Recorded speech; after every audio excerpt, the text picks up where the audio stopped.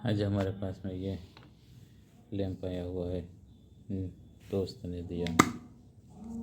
उससे ये सब कर दिया है और बोला कि मुझे कुछ रिपेयरिंग करके दो, इसका वीडियो बनाओ। तो इसने मुझे ये बोला है। इसके अंदर पीसीबी लगा हुआ है, वो निकाल देंगे। पीसीबी निकाल दिया। बाज़ार से मैं लाया हूँ, वो कुछ इस तरह सा है ये, और ये उसके दूध में फ्यूजेबल के साथ में आते हैं। ये दोनों लगा दिया।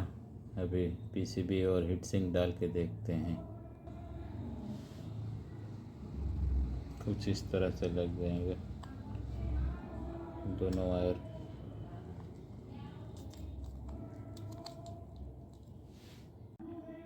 ये अब लग चुका है, अब देखते हैं चेक करके।